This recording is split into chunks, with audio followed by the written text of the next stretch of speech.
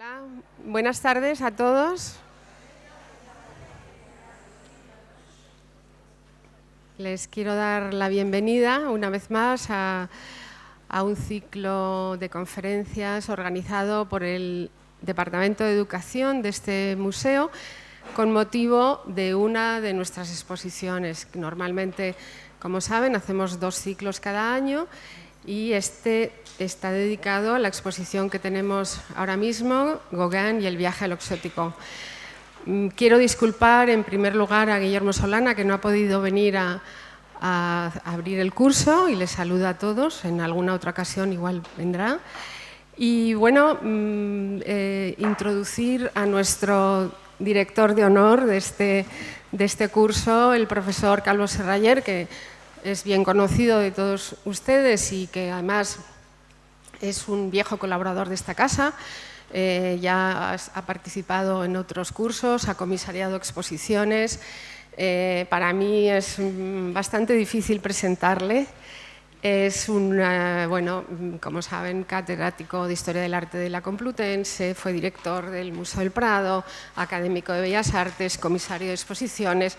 Me quedo sin aliento de contar todas las cosas que ha hecho, pero para mí lo más importante es la gran generosidad intelectual que tiene tanto para sus alumnos. Yo he sido alumna suya y seguro que aquí hay más de uno que también lo es, para sus amigos, para sus colaboradores, siempre intentando que todos los proyectos artísticos puedan resultar lo mejor posible. Yo tengo el gran privilegio de haber compartido con él todo el proceso largo que lleva consigo el organizar una gran exposición, y yo de verdad estoy agradecidísima a todos los buenísimos consejos que siempre me ha dado y que, bueno, pues que en algún punto pues han reflejado en el resultado del proyecto. El ciclo que ha organizado con motivo de la exposición es, como a él le gusta y a mí me encanta, es intentar que no todo se quede en una conferencia tras conferencia hablando de la pintura o de las obras de arte que se exponen en las salas, sino que además tenga un aspecto global. O sea que él va a introducir hoy el tema con la conferencia La Casa de Fieras, que yo creo que a todos les ha intrigado bastante, y que va a poner un poco, a establecer un poco el arranque de la situación, ponernos en el escenario de lo que va a venir detrás, ¿no? Pero vamos a tener la oportunidad de escuchar a Agustín Sánchez Vidal sobre el cine y lo exótico, por ejemplo, a un conservador alemán, Mario von Lüttichau, hablando de Gauguin y los expresionistas alemanes, o de Richard Bretel hablando sobre Gauguin, pero también a un sociólogo como Carlos Granés hablándonos de qué pasa hoy en día o cómo ha evolucionado ese espíritu revolucionario de los primeros vanguardistas, o, por ejemplo, el antropólogo Tomás Pollán o el filósofo Fernando Savater hablándonos de su querido Stevenson. Yo creo que al final de este curso todo el mundo va a tener una idea muchísimo más amplia que lo que ofrece la exposición sobre ese mundo exótico, desconocido y tan sugerente que abrió tantos caminos a las vanguardias. Yo quiero agradecer al profesor Calvo Serraller su participación en este proyecto y ya le cedo la palabra. Muchísimas gracias.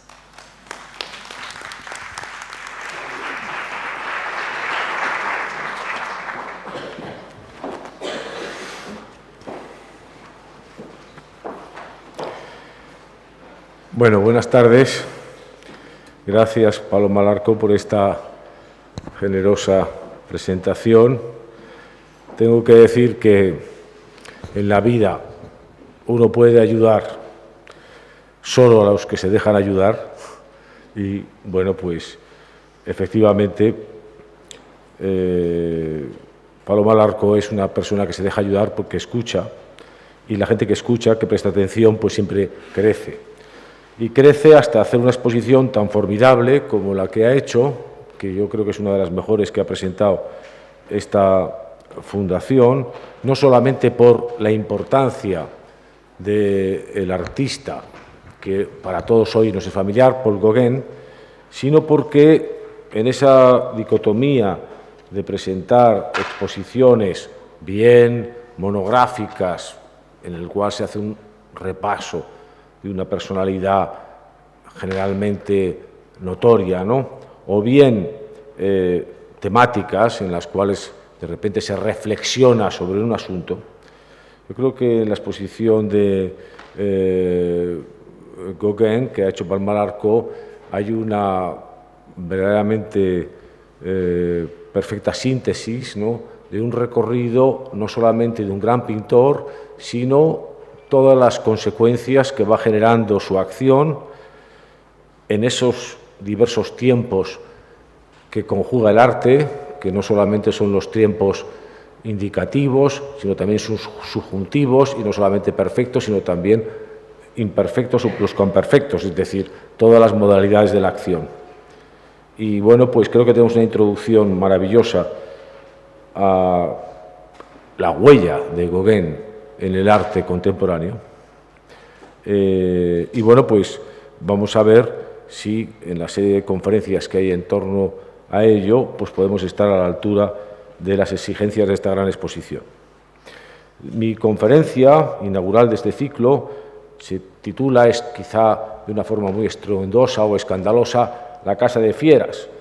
Bueno, yo no sé hasta qué punto ese título suena estruendoso, pero en fin, para la gente de mi edad o más o menos, era simplemente el zoológico que había en el Retiro, que se llamaba la Casa de Fieras. Tengo que decir respecto a las casas de fieras, también llamados parques zoológicos, y luego ya un poco para quedar en lo más políticamente correctos, llamarlos zoos, y así abreviando, no hay ningún compromiso. Bueno, pues tienen mucha enjundia porque evidentemente la relación con animales no solamente exóticos, sino más o menos salvajes, ha fascinado en la historia, por lo menos en el carril de la historia occidental, pues no tenemos nada más que ver la relación de esos combates desiguales entre leones y cristianos en la época de Nerón, en el cual, pues, decir que el combate entre fieras más o menos desiguales ha sido siempre un tema que ha acompañado al hombre, quizá porque tenía siempre y tenemos un cierto latido íntimo respecto a la parte feroz que tenemos todos nosotros y que reprimimos, y también de vez en cuando nos produce una tremenda nostalgia. Poder hablar de lo feroz de nosotros mismos con arrobo, con satisfacción, nos ha costado muchos siglos, tantos siglos como distanciarnos de la naturaleza, que sistemáticamente desde el Paleolítico hasta la Revolución Industrial era nuestra gran enemiga exterior, por razones obvias. Cualquier cosa que venía de la naturaleza era una amenaza mortal para nosotros, necesariamente no solamente animal, también vegetal o puramente geológica, ¿no? Y cuando realmente el hombre de nuestra época, que se fragua en el siglo XVIII con la Revolución Industrial, empieza a tener un control por la naturaleza, empieza a pensar en el paraíso perdido del peligro que significaba la naturaleza, al exterior y al interior. Entonces es cuando empieza el circo, los zoológicos y las casas de fieras, que curiosamente son todos inventos de comienzos del siglo XIX, y inventos que a través de lo recreativo, por ejemplo el circo, a través de más o menos, digamos, lo recreativo, sublime y terrible, la casa de fieras, con fieras peligrosas enjauladas, o a través de otras manifestaciones se enjaula, pero también se en cierta manera, se admira, ¿no?, aquello que hemos enjaulado precisamente por lo que tiene de algo que los románticos en nuestra época consideraban fundamental no solamente para la naturaleza humana, sino para la creación artística, que es el concepto de indómito. Indómito es un término latino que se forma de una partícula in y domitus, que es de domus, es decir, en una palabra, indómito es el que no tiene amo, el que no tiene casa. De repente hay un anhelo generalizado en el momento en el cual se desarrollan las ciudades tal y como las conocemos en función de la revolución industrial, en el momento en el cual el progreso empieza un camino infinito de confort, de unificación reticular de la gente, de globalización, de control de la gente. En ese momento, de repente, surge en la intimidad burguesa de cualquier casa un personaje que de repente lamenta no haber sido un león, o por lo menos un gato. Es decir, de repente hay como un latido, una especie como de deseo de resucitar lo salvaje en la naturaleza. Si no, no habría habido casas de fieras, no habría habido circo, no habría habido tantos entretenimientos que se generan hasta hoy,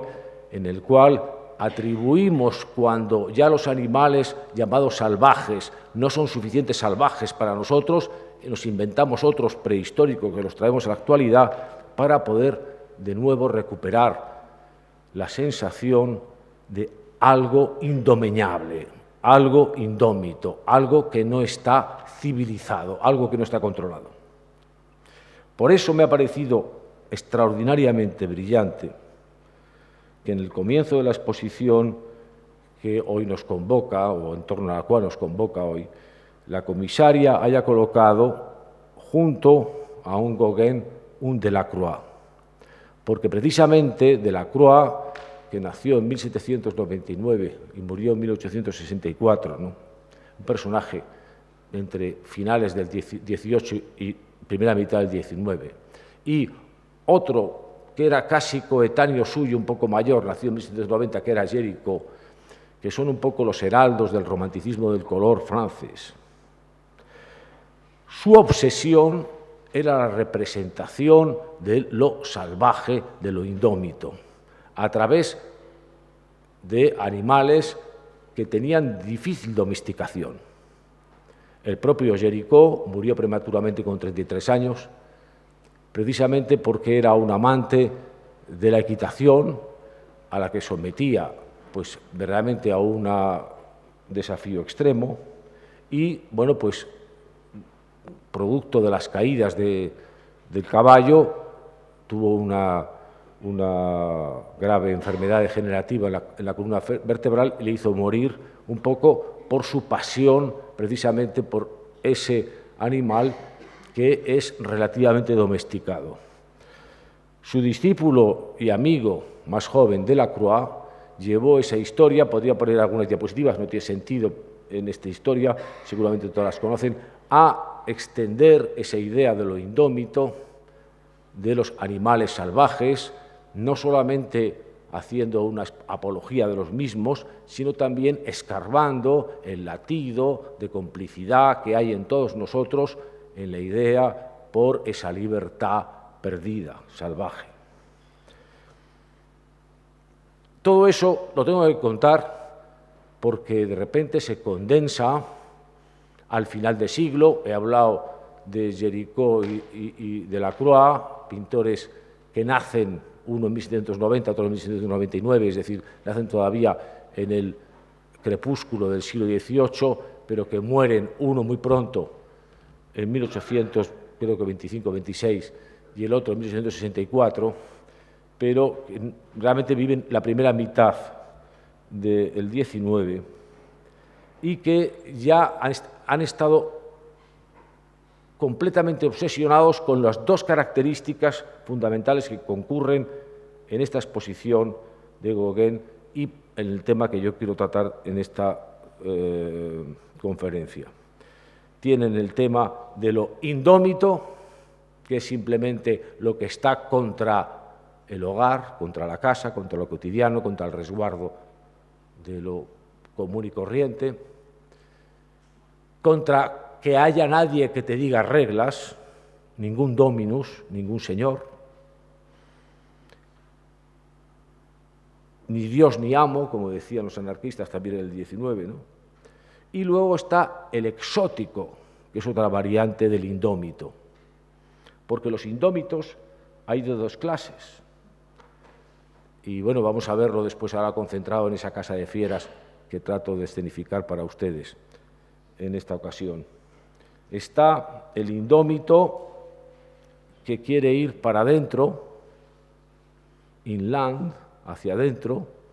y el indómito que quiere ir para afuera, que es el realmente exótico. Por ejemplo, Gauguin. Para eso hay que saber lo que significa la palabra exótico, que viene del latín exoticus y que viene del griego exotikos y que viene de un verbo griego exo, que significa fuera, hacia afuera, hacia lo externo. Hay un indómito que realmente no se tranquiliza hasta que no sale por la ventana. Y hay un indómito que no se tranquiliza hasta que no se va consumiendo en sus propias entrañas. Es muy asombroso, sin embargo, que dos indómitos de ese cariz,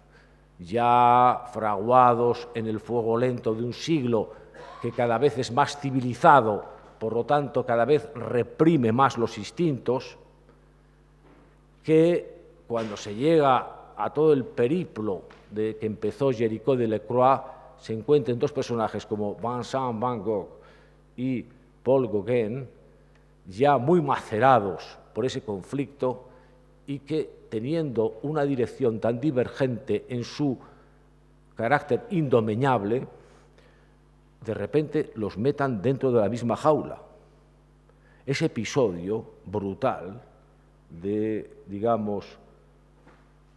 lo exótico, lo salvaje, lo indómito, colocado sin embargo espacio cerrado, tuvo lugar, y es lo que quiero hablar como preámbulo a la serie de conferencias que van a estar escuchando, y a través de una serie de cuadros que reúne lo que pintaron estos dos pintores en la casa que contrató Van Gogh en Arles, en la Provenza, y que debería convertirse, según este holandés piadoso, con un trasfondo religioso, no una práctica religiosa, sino un trasfondo religioso enorme, puesto que era hijo de un pastor, lo cual hacía que todo lo que veía para él tenía siempre un significado simbólico, tenía un trasfondo simbólico, es decir, no podía ver nada que no tuviese un mensaje trascendente a la cosa misma, y luego junto a un ex agente de cambio y bolsa, como era Paul Gauguin, que se dedicó tardíamente, como Van Gogh, a la pintura, pero con unas características que analizaremos radicalmente distintas. Estos dos personajes coinciden durante 2 meses en Arles, entre el 23 de octubre de 1888 y el 23 de diciembre de 1888, y el resultado de esa verdadera tensión de poner a dos fieras hostiles en una misma jaula, pues se acaba con un daño, y es con la pérdida de una oreja de una de las dos fieras. El episodio de esa mutilación,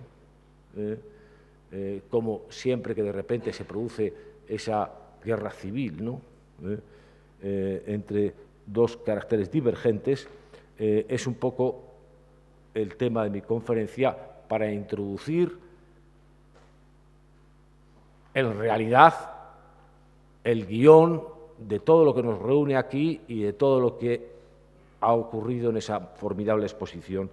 que ha realizado Paloma Larco, que es que de repente lo que vives no es lo que es,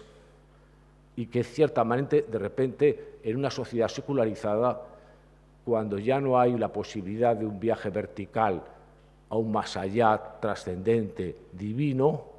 de repente la divinidad se desplaza horizontalmente hacia los mares del sur, a cualquier otro lugar del horizonte, para que se puedan desahogar los requerimientos que están ahí cociéndose en su represión en la identidad individual. Bueno, entonces, nada mejor que la presentación de los personajes con los protocolos de su relación. Tengo que decir que Paul Gauguin, que nació en 1848, murió en 1903, que conoció a Van Gogh en 1887, casualmente, cuando Van Gogh, que era hijo de un pastor protestante holandés, que él mismo quiso ser predicador, que fue una catástrofe de predicador, como todos los predicadores que se creen muy en serio lo que están predicando, generalmente, claro, son expulsados de las iglesias. Entonces, pues Van Gogh, bueno, pues tuvo unos problemas tal, entonces después continuó una labor de misionero por su propia cuenta, cuando empezó a pintar en el Borinage, que es una zona de Bélgica minera muy dura, donde un poco encuentra un desahogo para sus inquietudes espirituales, haciendo un registro, un testimonio de ese mundo cavernario de las minas y de sus gentes, en un estilo muy de la tradición realista holandesa, negro, pero que una vez que sale de todo ese periplo, de esa iniciación, de esa especie de educación, ¿no?, entre el mundo simple de la infancia o el complejo de la adolescencia hasta el inteligente de la madurez, es cuando, como su hermano Theo trabajaba como marchante para una de las grandes casas de subastas y de ventas a finales del XIX, que era Goupil, pues entonces consigue colocarlo y entonces va a Londres, descubre la pintura, se va introduciendo, entonces de repente empieza a tener un apetito de descargar toda la pasión que tiene, toda esa gran inquietud, toda esa gran represión de necesidad de contactar con el otro, con el prójimo, constantemente fracasada, ¿no? Entonces ve de repente en la pintura la tabla de salvación. Y entonces inicia una carrera de pintor ya más profesional que lo que había hecho en sus apuntes del Borinage, y pasa en 1886 en París, donde se entera de las novedades del impresionismo que va absorbiendo de una manera muy compulsiva. Hay que tener en cuenta que es impresionante que la carrera de Van Gogh se desarrolla exactamente en 6 años,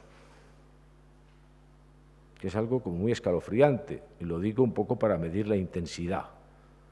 Bueno, pues en París descubre el impresionismo, descubre el posimpresionismo. Claro, el 86 era justo cuando había acabado el impresionismo, entonces estaban muchas alternativas, y él se debate de una manera muy intensa, como era este personaje Van Gogh, y bueno, pues hasta que en un momento determinado expone en una brasserie de París. Las exposiciones, todo ese tema de las exposiciones individuales, la proyección del artista, se dice, por ejemplo, generalmente, lo cual produce un cierto desahogo humorístico, es que Van Gogh,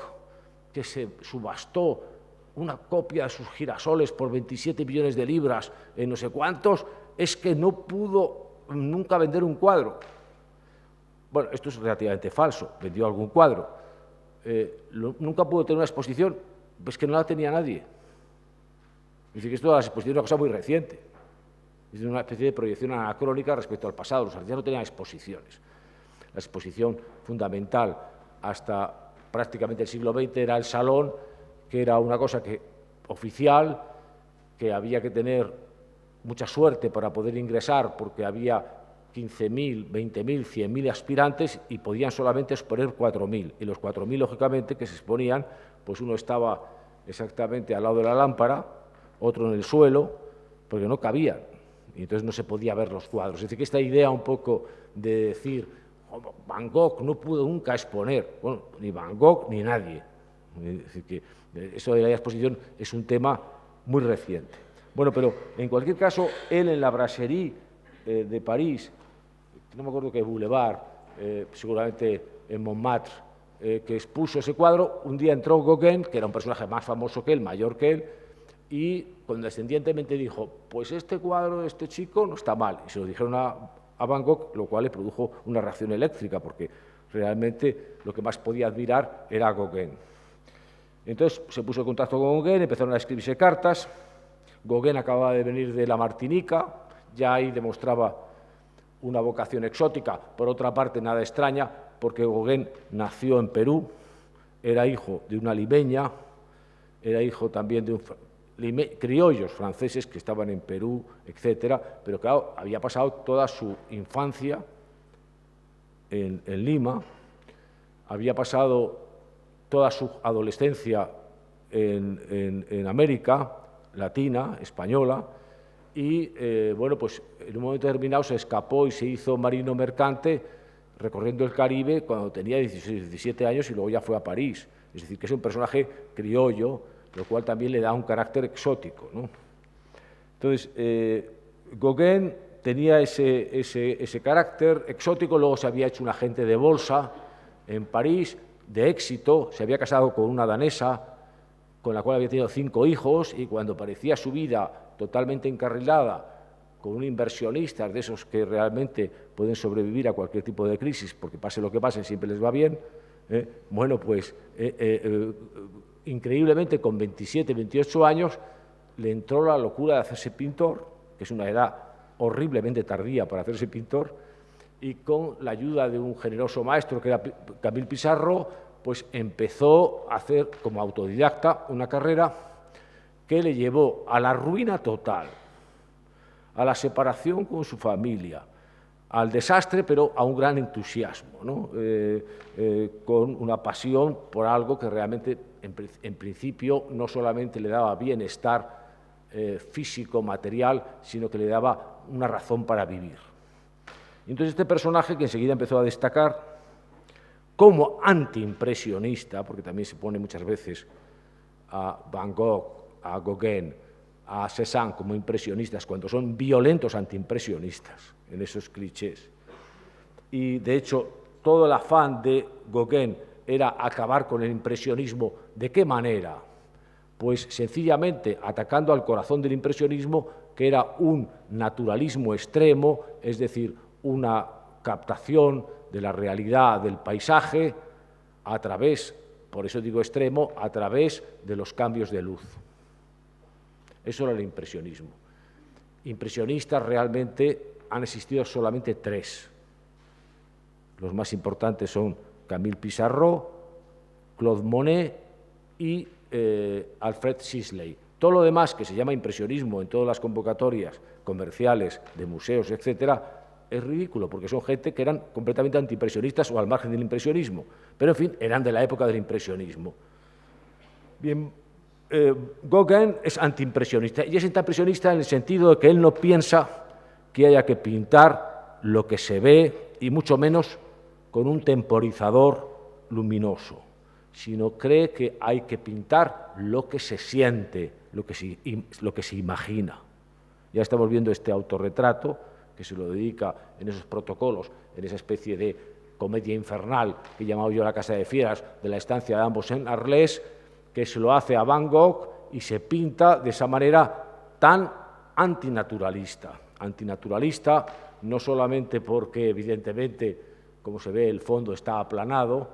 que esas flores colgantes evidentemente no están colgadas ahí porque estén prendidas con un alfiler, sino que simplemente es una especie de tapizado imaginario, y que naturalmente también vemos, incluso con las deformaciones que la reproducción técnica hace de los cuadros, pero sí nos avisa que los colores son arbitrarios, es decir, que en realidad no está pintado con la intención de una reproducción exacta de lo que vemos, sino de lo que sentimos. Entonces parecen, de repente, su cara es un mapa mundi de colores, cromático, en el que de repente las sombras son blancas de la barba, su bigote y su barba tienen un tono rojo, la nariz también, etcétera. Es decir, que de repente hay todo un diálogo autónomo de los colores, hay un diálogo también anímico autónomo, y la realidad es simplemente el caparazón, el traje que nos ponemos para representar lo que eventualmente creemos ser. Van Gogh recurría a lo mismo, aunque había hecho un proceso acelerado. Vemos ahora el cuadro que Van Gogh dedica a Gauguin. Del mismo año se intercambian fotos como los novios. Este intercambio intenso de fotos venía porque después de ese encuentro, que un amor a primera vista, de repente uno llega a un sitio y le dice qué chica más guapa, y cuando las chicas se lo dicen, de repente dice, pues yo quiero conocer a ese hombre. Entonces, después de esa relación un poco ocasional, empezaron a tener un contacto, pero Gauguin se va a Bretaña, a Pont-Aven, donde tenía un conjunto de seguidores. El motivo de irse a Bretaña era muy sencillo. Bretaña era la parte más salvaje de Francia. Yo no sé si hoy todavía lo sigue siendo, pero casi. Siempre hay una parte como más irreductiblemente salvaje, incluso cuando están las cosas muy domesticadas. Pero desde luego en el 19 era la parte más salvaje de Francia. Significaba que la población estaba más refractaria a cumplir con las obligaciones del Estado, tenía sus costumbres que respondían irregularmente a las necesidades de la comunidad general francesa, y que se lo montaban por su cuenta de una forma, y lo muy importante, vivir ahí precisamente por ese estado muy primitivo significaba vivir muy barato. No había parisinos que se fueran a Bretaña porque les daba miedo. Se iban marginados, marinos y bohemios artistas. Entonces, ahí se va Gauguin, ahí hace la escuela de Pont-Aven. La escuela de Pont-Aven es una escuela que recibió el nombre en su momento de cloisonnisme. Cloison en francés significa exactamente las vidrieras de la catedral, lo cual ya indica muy claramente su programa artístico. Tiene que ser los colores unificados y planos, la estructura tiene que tener un dibujo firme y claro,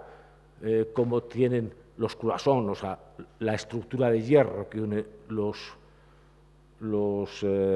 las vidrieras. El color tiene que ser muy luminoso, como es transparente las vidrieras, y el significado tiene que ser trascendente, tiene que tener un enorme simbolismo, lo cual no significa que sea religioso. Y hace su escuela ahí, y ahí tiene un montón de seguidores. Y ese neófito que es Van Gogh, seducido porque de repente ese gran maestro ideal que es Gauguin, de repente ha dicho que un cuadro suyo no está mal, entonces literalmente se vuelve loco. Y entonces de repente decide irse al extremo opuesto, a Arles, a la Provenza, casi 2.000 kilómetros de distancia de Pont-Aven, y busca una casa y empieza a escribirle cartas a Gauguin diciendo que tiene que venir a vivir a Arles porque ahí se puede crear una comunidad de artistas que no les importe nada más que su arte, que estén completamente despojados de otras necesidades, que vivan como ermitaños, dice Van Gogh, y que, bueno, pues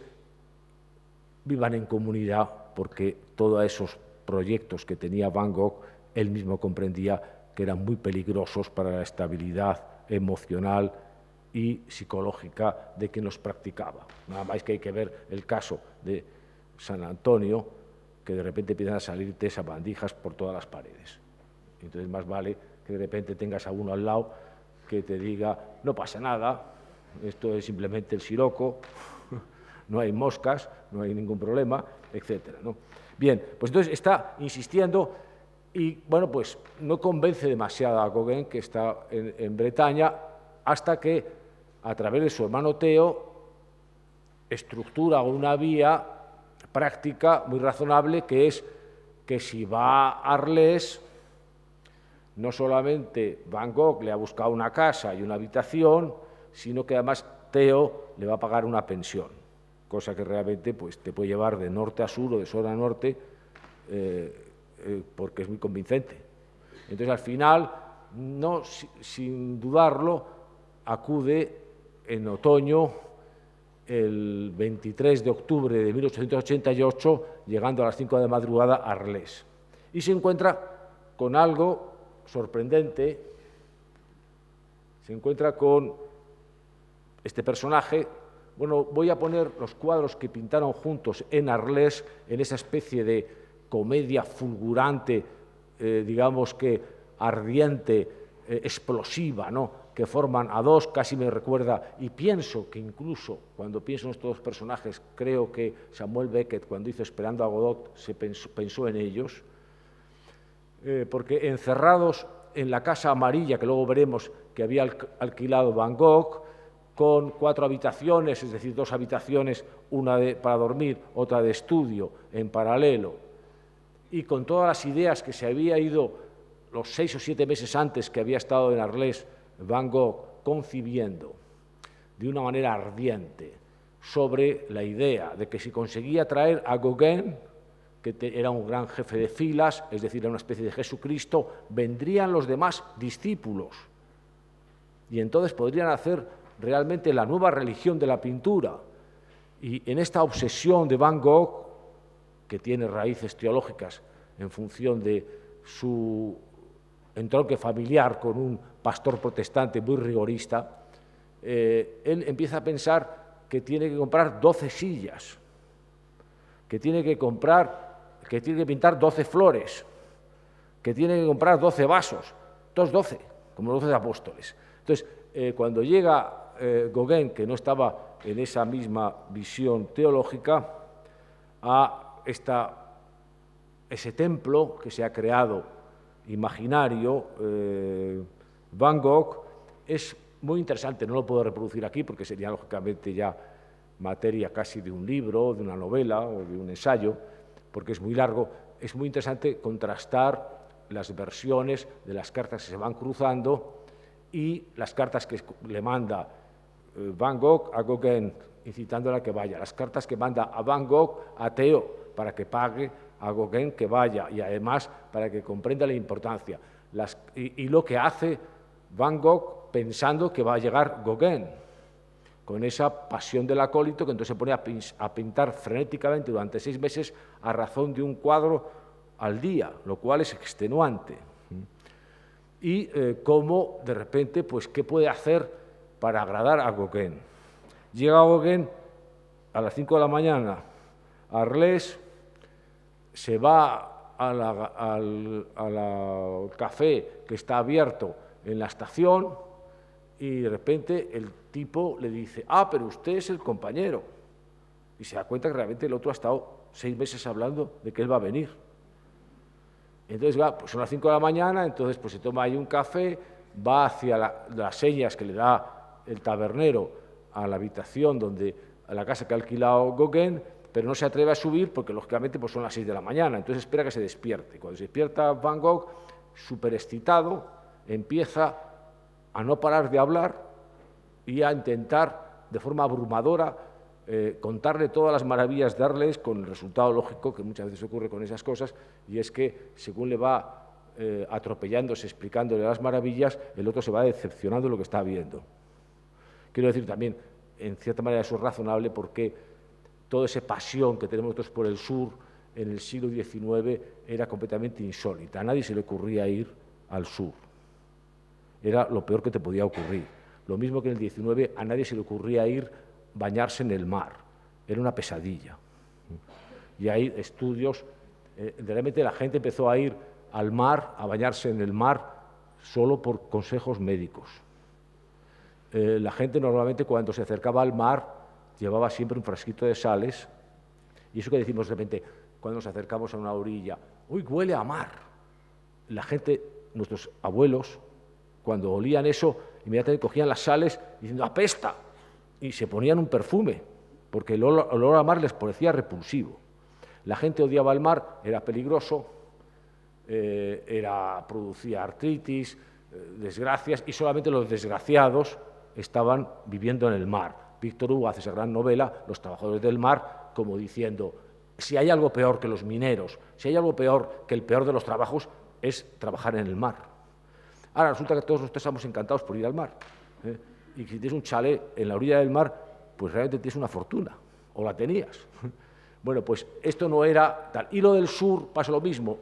El famoso maravilla de la Costa Azul aparece a partir, sobre todo, de la Segunda Guerra Mundial. Pero quizá la gente muy sofisticada, como Picasso y los millonarios americanos, lo descubrieron en 1925. Descubrieron que irse, por ejemplo, a San Juan de Luz, a Niza o tal, no era un horror. Y entonces los propios del lugar los miraban diciendo, ¿cómo son los señoritos? ¿A quién se le ocurre venir a este sitio tan horrible? Digo por trastocar los valores. Es decir, que la llegada a Provenza de Gauguin pues le abofeteó con la realidad que estoy describiendo. Le pareció un lugar que no tenía que ver nada con la idealización que había creado este holandés, quizá entusiasmado por la declinación solar hacia el sur y buscando una luz. Y bueno, pues empiezan una relación de una violencia extrema que tiene mucho interés y que yo quiero plantear aquí bajo el aspecto precisamente de las formas de interpretar lo indómito hacia adentro, hacia afuera. Es muy interesante, por ejemplo, que, bueno, una cosa que ocurre, un poco terrible, siempre un poco el azar a veces empuja en negativo, ¿no? Cuando decimos, ya me lo temía, pues peor. Entonces, Arles, que es un sitio, en el fondo, pues como nuestro Midi español, como nuestro mediodía español, como el Levante, como el sur, pues generalmente que incluso en el otoño pues tiene un clima amable, en cierta manera te puedes bañar hasta casi hasta Navidades, etcétera, etcétera. Bueno, pues, pero de repente hubo una gota fría constante en Arles que empezó al día siguiente de llegar Gauguin y que no dejó de caer chuzos de punta hasta que se fue. Con lo cual, claro, lógicamente no podían salir prácticamente fuera de la casa y estaban metidos en esa casa de fieras, en esa especie de cajón, los dos. Y ya en la desesperación se podían pintar a sí mismos porque no podían salir. Y entonces, una de las cosas, y una muestra de la tensión, es cómo se pintan el uno al otro. Por ejemplo, este es un retrato que hace Gauguin de Van Gogh, que es Van Gogh pintando los girasoles de 1888. Y entonces, el cuadro este que pinta Gauguin, Van Gogh dijo, está muy bien, pero usted no se creerá que yo me voy a convertir en ese loco. Eso, Van Gogh. Entonces, le replicó con este otro cuadro, que es un cuadro también increíble, que es Gauguin interpretado por Van Gogh, que, hombre, uno puede pensar ya claramente que es un cuadro que tiene un poco de rabia, porque claro, aparece el personaje con esa boinilla roja, con esos colores agrios, la nariz blanca, pero sobre todo tiene algo salvaje, fundamentalmente por un motivo, porque Van Gogh, yo no sé si ustedes frecuentan su obra, pero si la frecuentan observarán que es rarísimo, casi único, cuando no hace un retrato frontal. O sea, que eso de que Van Gogh te pinte de 3/4 de espalda es rarísimo. ¿Y por qué es raro? Bueno, se puede inmediatamente encontrar interpretaciones en ese trasfondo simbólico de Van Gogh al respecto, puesto porque lo frontal, en cierta manera, permite ver un poco el alma en plenitud del personaje con el que te confrontas, mientras, claro, cuando estás en 3/4 de espalda, pues no sabes casi nada del personaje, nada más que algo de su mejilla o su cogote. Pero además, para Van Gogh era algo tremendo porque la idea de la espalda era alguien que se iba, y la obsesión para Van Gogh, ahora hablamos con lo indómito hacia adentro, hacia afuera, el indómito hacia adentro es que no permite que se vaya nada. Todo se lo quiere meter dentro. Y se quiere meter dentro hasta el compañero de la habitación. Y se quiere meter dentro hasta las moscas. Entonces, todo lo que sale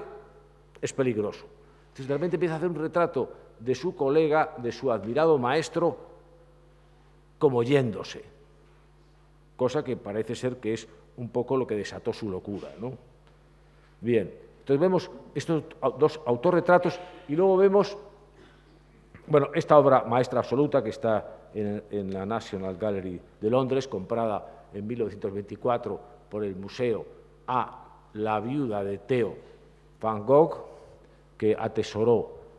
se encontró esta joven con 28 años, viuda,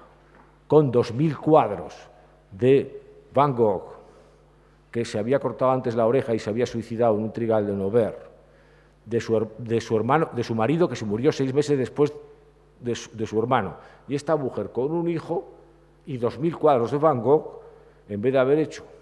lo que cualquier persona razonable habría hecho, que es dárselos a un chamarilero y acabarse el tema, pues se fue a una casa de Holanda y se metió los cuadros de Van Gogh hasta en el cuarto de baño, atesorando de una manera completamente, en esa forma, conjetural, si eso era un disparate asfixiante para su vida o lo que fue después realmente la posibilidad de crear varios museos a partir de lo que había atesorado, e incluso la cesión de este cuadro, que es el cuadro estrella de la National Gallery de Londres, que compraron por 1.900 libras y que la tienda del National Gallery de Londres ha reconocido hace poco que ha rentabilizado en productos este cuadro en 2 millones de libras. Aparte de que una copia de este cuadro se vendiera por 27,5 millones de libras en el año 1999. Bien, pues este cuadro es el cuadro muy importante, es un cuadro que pinta Van Gogh para esperar a Gauguin, porque el elogio que había tenido Gauguin sobre Van Gogh en esa exposición en la Brasserie de París es que había pintado un par de girasoles no tan perfectos como estos, y Van Gogh dijo, este chico tiene talento. Gauguin dijo, este chico tiene talento, ¿no? Hacer girasoles. Claro, el girasol, tengo que decir, para Van Gogh tiene un trasfondo simbólico, porque el girasol está en todos los libros de imágenes piadosas y no piadosas, está en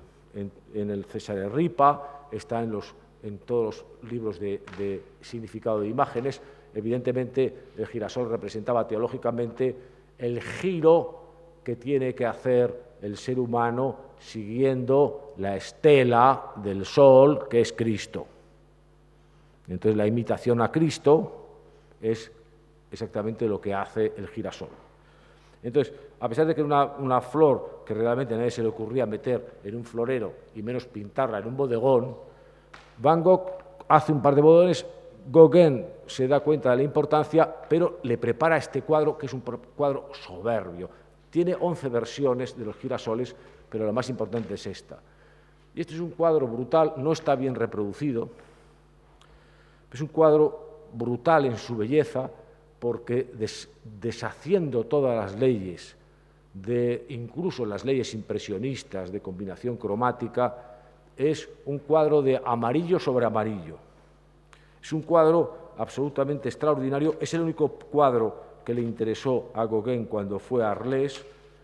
e incluso el cuadro que después de haberse cortado la oreja Gauguin y haberse ido en un episodio que luego comentaré muy dramático, el cuadro que 15 años después, en un momento determinado, Van Gogh le hizo una copia de este cuadro a Gauguin, y en 1894 hay una descripción ya en el Gauguin de los mares del sur, que dice, con este cuadro que llevaba consigo: en mi cuarto amarillo, flores solares con irisaciones púrpura se destacan sobre un fondo amarillo. Hunden su tallo en un cacharro amarillo, posado en una mesa amarilla. En una esquina del cuadro la firma del pintor, Vincent. Ahí está. Y el amarillo sol que se filtra a través de las cortinas amarillas de mi cuarto inunda de oro toda esta floración, y por la mañana, desde mi lecho, cuando me despierto, me imagino que todo está muy bien. Esto escribe respecto a una copia de este cuadro Gauguin, que estuvo a punto de matarse o ser matado por Van Gogh en sus 2 meses de estancia en Arles, en esa especie de casa de fieras. Este cuadro lo pinta, es un cuadro increíble, no solamente por la temática, no solamente por el amarillo sobre el amarillo, no solamente porque es el amarillo cromo, que es un amarillo que se crea en la segunda mitad del siglo XIX con un mineral de Siberia que se industrializa y que permite una brillantez extraordinaria, no solo porque evidentemente, aparentemente en esta especie como de caótica, histérica manifestación de nervios de esa ramificación tan agreste como es el girasol, que vemos flores restallantes como globos solares, flores que están perdiendo la floración y se van quedando patéticamente escuálidas,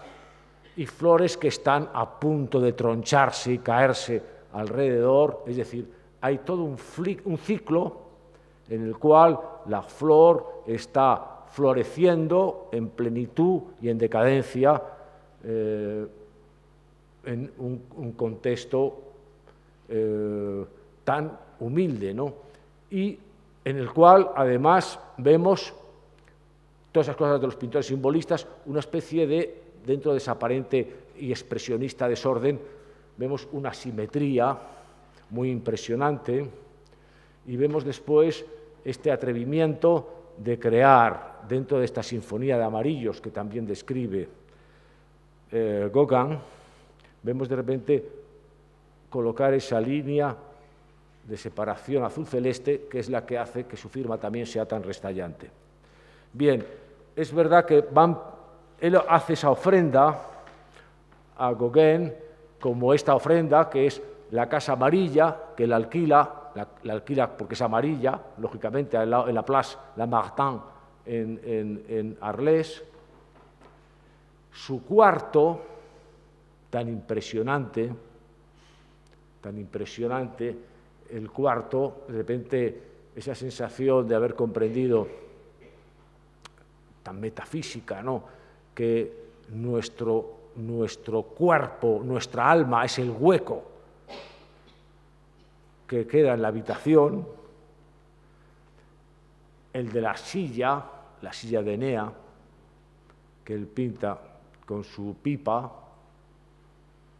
respecto a las sillas, a esa que pinta sobre su silla, y esta que es la que pinta, que es la silla de Van Gogh, que la pinta, la silla de Gauguin, que la pinta Van Gogh. Es muy interesante porque Van Gogh, que era un personaje muy excitable y hipersensible, se había quedado muy impresionado porque estaba viviendo en Londres cuando murió Charles Dickens. Y entonces, con ese efectismo característico de los periódicos, hubo un brillante diario que decidió publicar la necrológica de Dickens, en vez de con un retrato de Dickens, con la silla vacía de Dickens.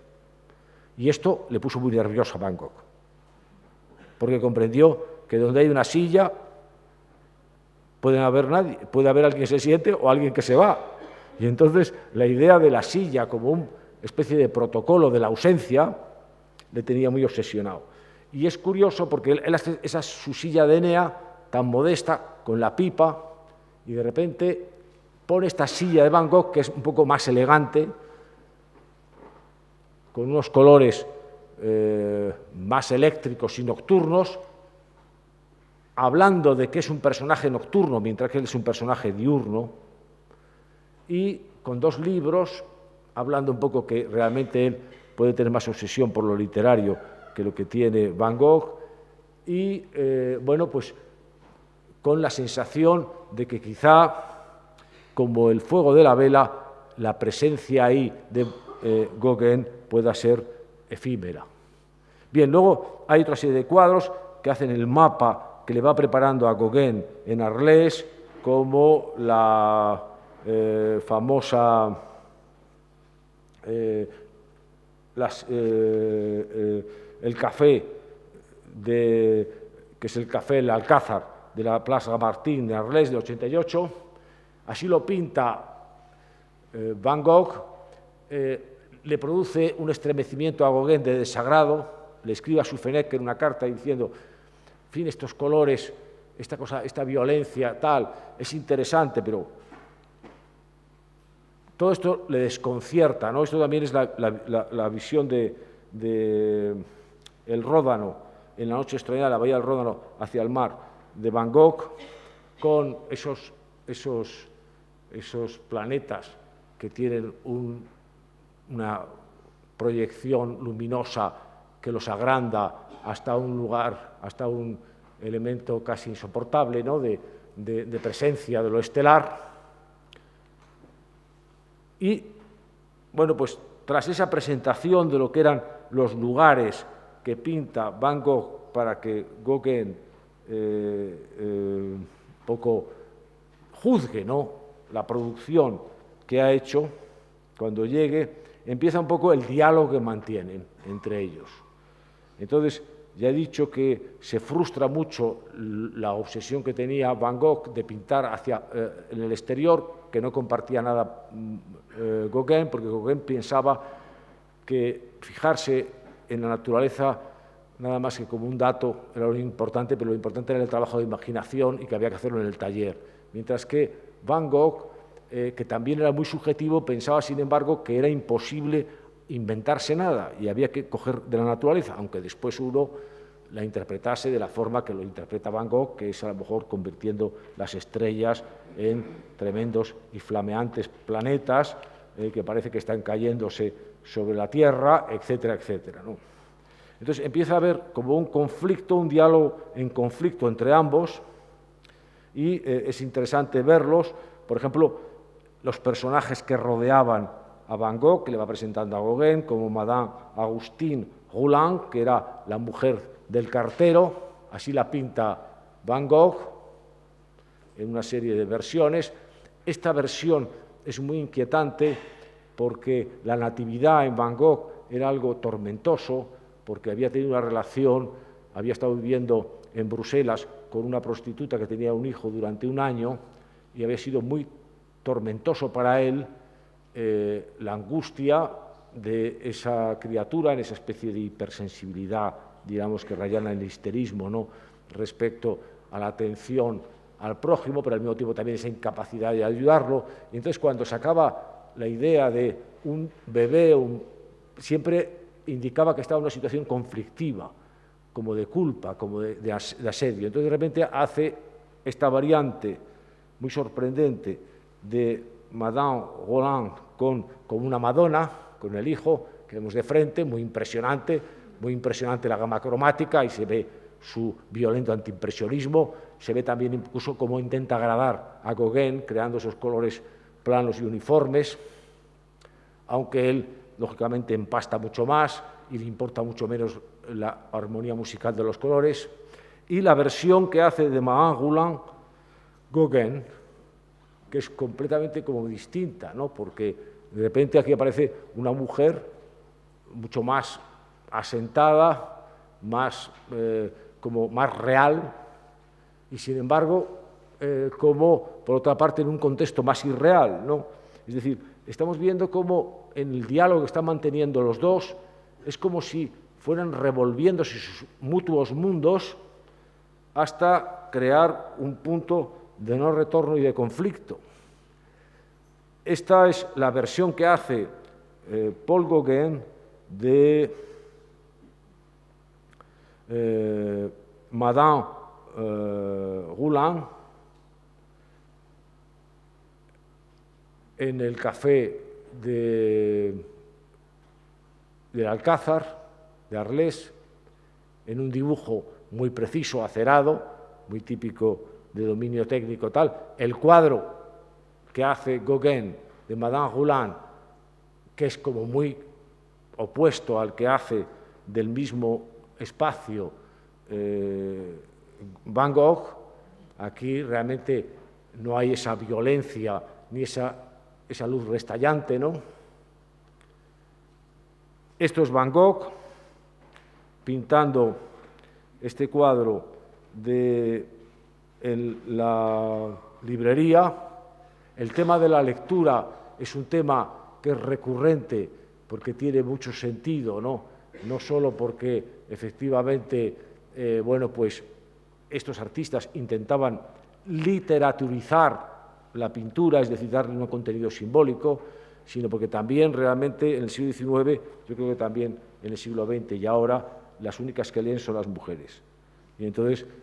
bueno, pues efectivamente vemos en un ambiente popular que aparece constantemente la imagen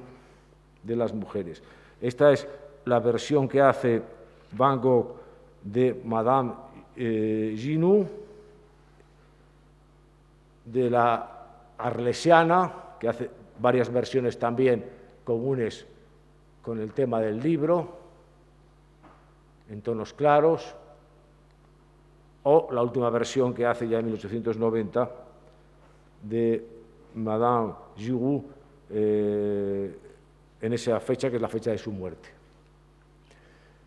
Quizá cuando, en el poco tiempo que pudieron hacer paisaje, por razones climatológicas, estos dos fieras encerrados en la jaula de la Casa Amarilla, están estos. Entonces, hay este cuadro de Van Gogh, que es la recolección de los viñedos en Arles, llamados los viñedos rojos, en 1888. Es un paisaje pues, típico de Van Gogh, con un sol,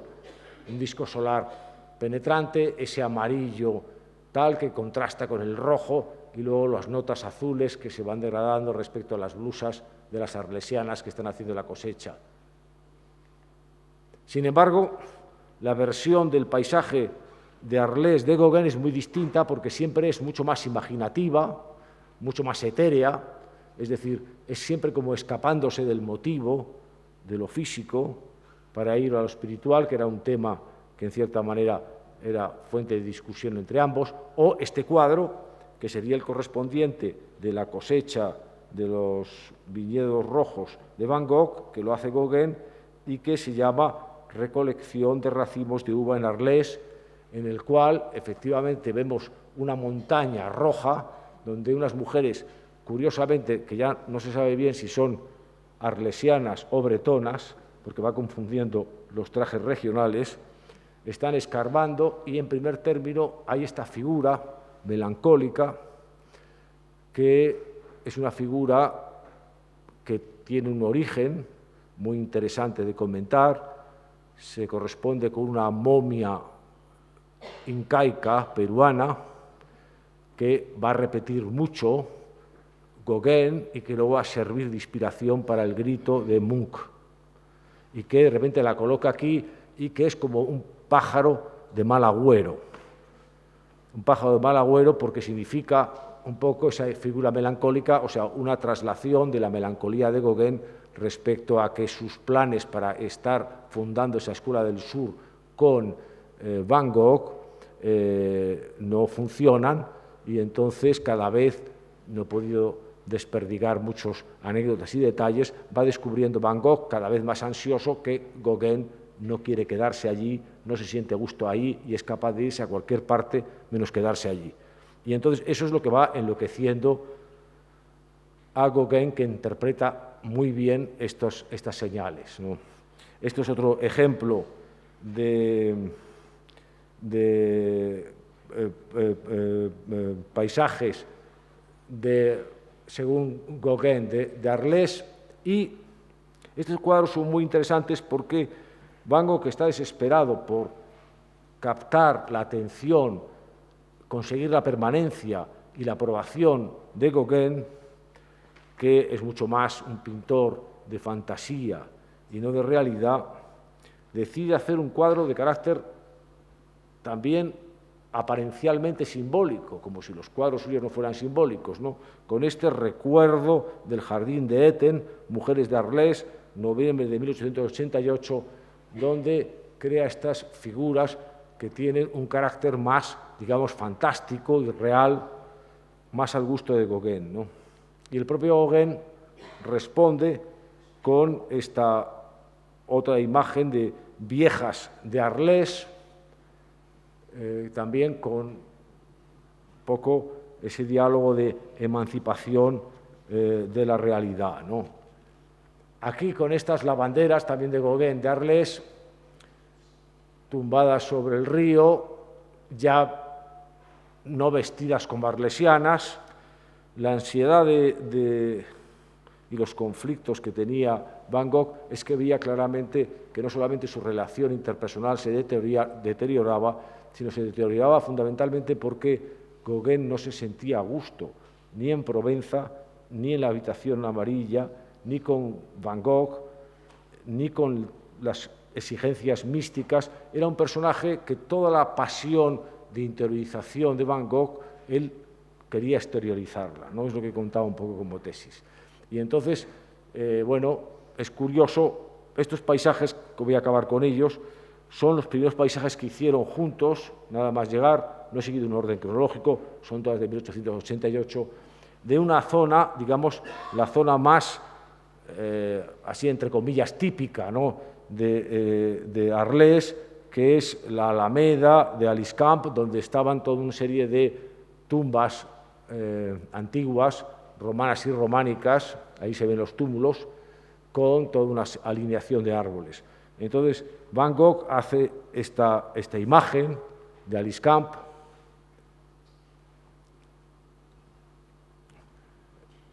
Sin embargo, cuando todo esto es Van Gogh, pero cuando lo hace Gauguin, de repente se convierte en algo cada vez más exótico, que incluso uno podría no saber si es Francia o es China o Asia o cualquier parte, ¿no? O, por ejemplo, también estos troncos azules de Gauguin, que también tiene una dimensión intemporal. Es decir, la separación se va haciendo cada vez más flagrante, a pesar de los intentos de Van Gogh de cautivar a su amigo, acercándose a su estilo y a sus criterios estéticos. Un ejemplo más es este cuadro del circo, que pinta justo antes de la crisis final, noviembre-diciembre de 1988, donde en cierta manera vemos un poco la arena de lo que podía ser una corrida de toros,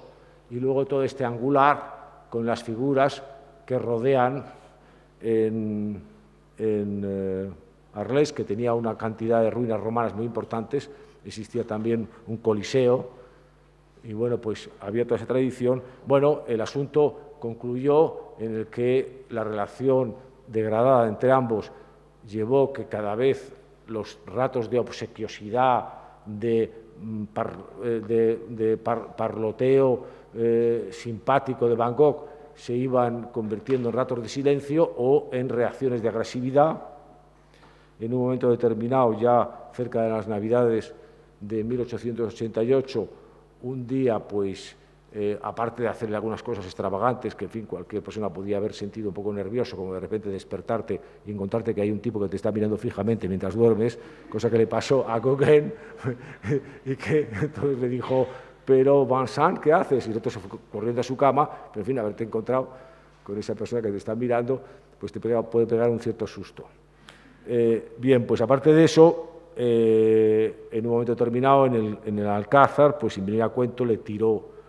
un